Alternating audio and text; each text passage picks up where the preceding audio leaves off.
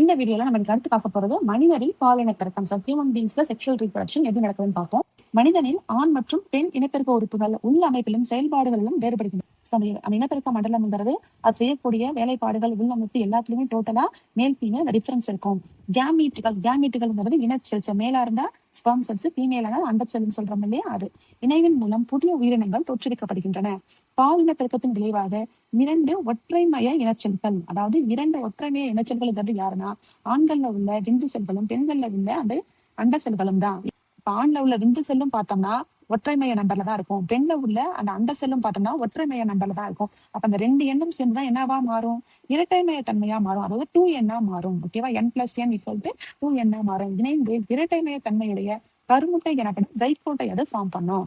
இனப்பெருக்க மண்டலத்தின் உறுப்புகள் முதல் மற்றும் இரண்டாம் நிலை பால் உறுப்புகள் என இரு வகைகளாக பிரிக்கப்பட்டுள்ளன.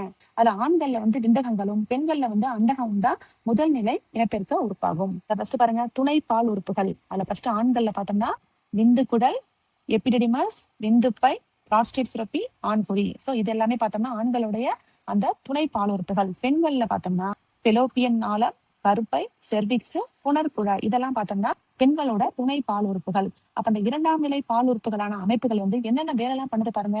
ஃபர்ஸ்ட் அண்டம் வெளிவிடு நிகழ்வு. அண்டம்ங்கிறது எக்ஸல் இருக்கு இல்லையா, அது என்ன பண்ணணும்? அந்த ஓவரியை விட்டு வெளியில வரணும். அதுக்கப்புறம் செகண்ட் பாயிண்ட்ல ஆண் கேமெட்டும் பெண் கேமெட்டும் இணையணும், அதாவது கருவுறுதல் நடைபெறணும். அடுத்த ஸ்டெப் என்ன பண்ணணும்? அந்த கருவுற்ற முட்டையில நிறைய செல் டிவிஷன் நடக்கணும், பிளவுற்று கருவா மாறணும். அடுத்த பாயிண்ட் கரு பதித்தல். இது எங்க நடக்கும்? கர்ப்பப்பையில நடக்கும். அதுக்கப்புறம் அந்த கரு வளர ஆரம்பிக்கணும், என்னவா மாறும்? குழந்தை பிறப்புல முடியும். அதுக்கப்புறம் பாருங்க, ஆண் இனப்பெருக்க உறுப்பு விந்தகத்தின் அமைப்பு. சோ விந்தகம்ங்கிறது ஆணோட இனப்பெருக்க சுரப்பி. என்ன ஷேப்ல இருக்குன்னா முட்டை வடிவத்துல இருக்கு. அது எங்க இருக்கு அப்படின்னா வயிற்றுக்குழியின் வெளிப்புறத்தில் காணப்படும் பை போன்ற இந்த அமைப்பு விதைப்பை என்று அழைக்கப்படுகிறது. சோ பாடியை விட்டு என்ன பண்ணுதுன்னா அந்த விதைப்பையே ஹேங் ஆயிட்டு இருக்கு. ஒவ்வொரு விந்தகத்தையும் சூழ்ந்துள்ள நாரிழை திசை அடுக்கு டியூனிகா அல்புஜினியா. அந்த விந்தகத்துக்கு உள்ள பார்த்தோம்னா நிறைய நாரிழை திசு அடுக்கு இருக்கு, அதாவது ஃபைப்ரஸ் டிஷ்யூ லேயர்ஸ் நிறைய இருக்கு. அந்த லேயருக்கு பேரு டியூனிகா அல்புஜினியா அப்படின்னு சொல்றாங்க. அந்த டியூனிகா அல்புஜினியா அந்த விதைப்பைக்குள்ள எங்க இருக்கு? இந்த இடத்துல கொடுத்துருக்காங்க பாருங்க. சோ அதுதான் அந்த நாரிழையாலான திசு அடுக்கு. விந்தகம் இந்த அடுக்கில் பல இடை சுவரினால் பிரமிடு வடிவமுடைய பிரிவுகளாக பிரிக்கப்பட்டுள்ளது. அந்த பிரமிடு வடிவம் எங்க இருக்கு பாருங்க, இந்த இடத்துல இருக்கு. ஒவ்வொன்றும் ஒரு பிரமிடு மாதிரி முக்கோணமா இது ஷேப் இருக்கா, இந்த மாதிரி பிரமிடு வடிவத்தால பிரிக்கப்பட்டிருக்கு. அந்த பிரமிடுக்குள்ள என்ன இருக்குன்னா செமினிபரஸ் குழாய்கள் இருக்கு. செமினிபரஸ் குழாய்கள்ங்கிறது எப்படி இருக்கும்னா இந்த மாதிரி ரொம்ப சுருண்ட ஒரு ஸ்பிரிங் மாதிரி ஒரு அமைப்பு. ஓகேவா? அந்த சுருள் போன்ற அமைப்பு தான் யாருன்னா செமினிபரஸ் குழல்கள். அது மட்டும் இல்லாம அந்த பிரமிடுக்குள்ள இன்னும் வேற என்ன இருக்குன்னா செர்டோலின்னு ஒரு செல் இருக்கு, நீடிக்னு ஒரு செல் இருக்கு. செர்டோலி செல் எங்க இருக்கும்னா செமினிபரஸ் குழாயோட உள்பக்கம் இருக்கும். நீடிக் செல் எங்க இருக்கும்னா செமினிபரஸ் குழாயோட வெளிப்பக்கம் இருக்கும். ஆனா இது எல்லாமே எங்க இருக்கு? அந்த பிரமிடு வடிவமுடைய அந்த அடுக்குலதான் இருக்கு. அந்த விந்து செல்னு சொல்றோம் இல்லையா, அந்த விந்து செல்கள் எங்க உருவாகும் அப்படின்னா இந்த ஸ்பிரிங் மாதிரி உள்ள செமினிபரஸ் குழல்கள்ல தான் உருவாகும். சுருக்கமா சொல்லணும்னா விந்தணுக்கள் உருவாகக்கூடிய ஃபேக்டரின்னு நம்ம அதை சொல்லலாம். ஏன்னா அதுக்குள்ளதான் விந்தணுக்கள் உருவாகும். செர்டோனி செல்கள் ஆதரவு செல்களாகும். ஏன் செர்டோனி செல்ல ஆதரவு செல்கள்னு சொல்றோம்னா இந்த செர்டோனி செல் என்ன பண்ணோம்னா வளரக்கூடிய அந்த விந்தணுக்களுக்கு ஊட்டம் அளிக்கும், உணவு கொடுக்கும். ஓகேவா? இவை விந்து உருவாக்கத்திற்கு தேவையான உணவு ஊட்டத்தை அளிக்கின்றன. அடுத்து பாருங்க, இந்த லீடிக் செல் என்ன பண்ணுதுன்னா செமினிபரஸ் குழல்களுக்கு இடையில் அமைந்து டெஸ்டோஸ்டிரானை சுரக்கிறது. அந்த மேல் செக்ஸ் ஹார்மோனான டெஸ்டோஸ்டிரானை சுரக்குது. இது விந்தணுவாக்க நிகழ்வை தூண்டுகிறது. இந்த ஹார்மோன் செக்ரீட் ஆகலைன்னா அந்த விந்தணுக்கள் என்ன பண்ணாது? அந்த செமினிபரஸ் குழாயில உருவாகாது. சோ இந்த படத்தை பாருங்க. இந்த படம் தான் யாருன்னா விந்தகம். இது என்ன ஷேப்ல இருக்கு? முட்டை வடிவத்துல இருக்கா. இந்த விந்தணுவாக்க குழல் இருக்கு இல்லையா, இதுக்குள்ளதான் ஸ்பெர்ம் செல்ஸ் ப்ரொடியூஸ் ஆகும். அதாவது அந்த சுருள் வடிவத்துக்குள்ள உள்ள குழாய்க்குள்ளதான் விந்தணுக்கள் ப்ரொடியூஸ் ஆகும். அந்த ப்ரொடியூஸ் ஆகிற விந்தணுக்கள் உருவாகி எங்க அடுத்தது வரும்? இந்த வென்செல் குழலுக்குள்ள வரும். ஓகேவா? மூணாவது யார்கிட்ட வரும்? எப்ரிடமிஸ் கிட்ட வரும். நாலாவதா எங்க வந்துடும்? விந்து வெளிசெல் குழல் வழியா அந்த இடத்தை விட்டு வெளியில வந்துடும். அடுத்து பாருங்க, பெண் இனப்பெருக்க உறுப்பு மண்டலம், அதாவது அண்டகத்தோட அமைப்பு. அண்டகம் எங்க இருக்குன்னா வயிற்றின் அடிப்பகுதியில் பக்கத்திற்கு ஒன்றாக, அதாவது 2 ஓவரி இருக்கும் சரியா ஃபீமேலுக்கு.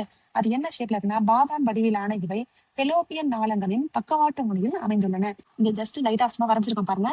இப்ப நமக்கு அடி வயிற்றுல பக்கத்திற்கு ஒன்றாக, அதாவது இங்க ஒரு ஓவர் இருக்கு, இங்க ஒரு ஓவர் இருக்கு, குட்டி குட்டியா பாதாம் ஷேப்ல. இங்க ஒரு ஓவர், இங்க ஒரு ஓவர் இருக்கு, அலோப்பியன் டியூபோட இணைஞ்சிருக்கு. ஒவ்வொரு அண்டகமும் வெளிப்புற கார்டெக்ஸையும் உள்புறம் மெடுலாவையும் பெற்றுள்ளது. 2 கவரிங் லேயர் இருக்கு. வெளிப்பக்கம் உள்ள லேயருக்கு பேரு கார்டெக்ஸ் சொல்றோம். உள்ள இருக்க லேயருக்கு பேரு மெடுலான்னு சொல்றோம். இணைப்பு திசுவாலான வலைப்பின்னல் அமைப்புடைய ஸ்ட்ரோமாக்களால் கார்டெக்ஸ்கள் உருவாக்கப்பட்டது. கார்டெக்ஸ்ங்கிறது எங்க இருக்கு? வெளிப்பக்கம். அந்த கார்டெக்ஸ்ல பார்த்தோம்னா ஸ்ட்ரோமாங்கிற ஒரு திசு இருக்கு. அப்ப அந்த வெளிப்பக்கம் உள்ள லேயர் வந்து யாரால உருவாக்கப்பட்டிருக்கு? ஸ்ட்ரோமாங்கிற இணைப்பு திசுவால் உருவாக்கப்பட்டிருக்கு. இவை இணைச்சல் எபிதீலியத்தால் வரிசைப்படுத்தப்பட்டுள்ளன. கிரானுலோசா செல்கள் என்று அழைக்கப்படும் எபிதீனிய செல்கள் அண்டத்தை சூழ்ந்து முதல்நிலை பாலிக்கிளை உருவாக்குகின்றன. இந்த முதல்நிலை பாலிக்கிள்னு சொல்றோம் இல்லையா, இது வந்து எப்பவே உருவானதுன்னா, ஒரு பெண் குழந்தை அம்மா வயிற்றுக்குள்ள கருவா உருவாச்சு பாருங்க. அந்த கருவா உருவாகும் போதே உருவானதுதான் யாருன்னா இந்த முதல்நிலை பாலிக்கிள். அப்ப உருவான அந்த முதல்நிலை பாலிக்கிள்ஸ பாதுகாக்கக்கூடிய ஒரு பாதுகாப்பு உரைதான் யாருன்னா இந்த கிரானுலோசா செல்கள் என்று அழைக்கப்படும் எபிதீலிய செல்கள். இந்த கிரானுலோசா செல் என்ன பண்ணுன்னா பாதுகாப்புக்காக அந்த முதல்நிலை பாலிக்கிள்ஸ சுத்தி இருக்கும். அதுக்கு ஒரு பாதுகாப்பு அடுக்கு மாதிரி. அதுக்கப்புறம் என்ன பண்ணும், அந்த முதல்நிலை பாலிக்கிள் வந்து 2ஆம் நிலை பாலிக்கிளா மாறும். 2ஆம் நிலை பாலிக்கிள் என்ன செய்யும், 3ஆம் நிலை பாலிக்கிளா மாறும். அந்த 3ஆம் நிலை பாலிக்கிளுக்கு பேர் தான் என்னன்னா கிராபியன் பாலிக்கிள் அப்படின்னு சொல்றோம். அந்த கிராபியன் பாலிக்கிளுக்குள்ள அதிக அளவு என்ன இருக்கும்னா திரவம் இருக்கும், லிக்விட் இருக்கும், குளம் போன்று காட்சியளிக்கும். அந்த கிராபியன் பாலிக்கிள் வந்து உள்ள பார்த்தோம்னா தண்ணியால் நிரப்பப்பட்ட ஒரு முட்டை. ஓகேவா? உள்ள வந்து நிறைய திரவங்கள் இருக்கும். அந்த திரவம் என்ன செய்யும்னா அந்த முட்டை வந்து கருவுறும் போது அந்த கருவுக்கு தேவையான நியூட்ரியன்ஸை கொடுக்கறது யாருன்னா அந்த முட்டைக்குள்ள இருக்கக்கூடிய திரவம் தான். ஓகேவா? இப்ப அண்டம் வளர்ச்சி போது பாலிக்கிள்களும் அளவில் பெரிதாகி திரவம் நிரம்பிய கிராபியன் பாலிக்கிள் ஆகின்றன. இந்த படத்தை பாருங்க. இதுதான் வந்து முதல்நிலை பாலிகள். இப்பதான் லைட்டா என்ன பண்ணுது, வளர்ந்துருக்கு. இந்த பாலிகள் எப்பவே உருவானது, நம்ம அம்மா வயிற்றுக்குள்ள இருக்கும் போதே உருவானது. ஓகேவா? அடுத்து அந்த பாலிகள் என்ன பண்ணுது, கொஞ்சம் கொஞ்சமா வளர்ச்சி அடையுது. கொஞ்சம் கொஞ்சமா அந்த பாலிகள் என்ன பண்ணுது, வளர்ச்சி அடையுது. வளர்ச்சி அடைந்து முதிர்ந்த பாலிகள் ஆகுது. முதிர்ந்த பாலிகள் ஆகும்போது உள்ள ஒரு மாதிரி ப்ளூவா ஒரு லேயர் கொடுத்தாங்க இல்லையா, அதுதான் வந்து அந்த தண்ணி திரவம் போன்ற பகுதி. அதுக்கப்புறம் அந்த பாலிகள் முதிர்ந்துச்சுன்னா அது உள்ள இருக்க அந்த எது என்ன செய்யும், அண்டம் வெளியில வந்துடும். இது தனியா வந்துச்சு பாருங்க. அண்டம் தனியா வந்ததுக்கு அப்புறம் அந்த பாலிகள் செதஞ்சு கார்பஸ் லூட்டியாவா மாறும். அதுக்கப்புறம் அந்த கார்பஸ் அல்பிகன்ஸ்ங்கிற ஒரு தழும்பா கர்ப்பப்பையில இருக்கும். ஆட்டோமேட்டிக்கா அதுவுமே கொஞ்ச நாள்ல அடுத்த சைக்கிள்ல அது மறைஞ்சிடும். நெக்ஸ்ட் பாருங்க, அந்த மேலும் அறிந்து கொள்வோம். பெண் குழந்தைகள் பிறக்கின்ற போது துவக்க நிலை பாலிகளின் எண்ணிக்கை, அந்த பிரைமரி பாலிகள்னு சொல்லணும்ல, அதுதான் பிரைமரி பாலிகள் மதர் செல். அந்த மதர் செல் அப்பவே உருவாயிட்டு என்ன பண்ணும்னா இந்த மியாட்டிக் செல் டிவிஷன்ல ப்ரோஃபேஸ் 1ன்னு ஒரு ஸ்டேஜ் இருக்கும். அந்த ஸ்டேஜை மட்டும் ரீச் பண்ணிட்டு அப்படியே என்ன செய்ய ஆரம்பிச்சிடும், அந்த அண்டத்துக்குள்ள தூங்க ஆரம்பிச்சிடும். ஓகேவா?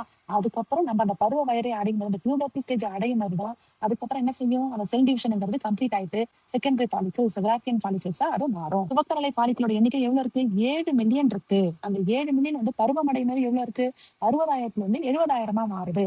அதுக்கப்புறம் பெண்களின் வாழ்நாளில் 1 ல இருந்து 2 மில்லியன் அண்டத்தில் 300 ல இருந்து 400 அண்டம் மட்டுமே விடுபடும். அப்பதான் என்ன செஞ்சிடும், உள்ளே செவஞ்சு போயிடும்.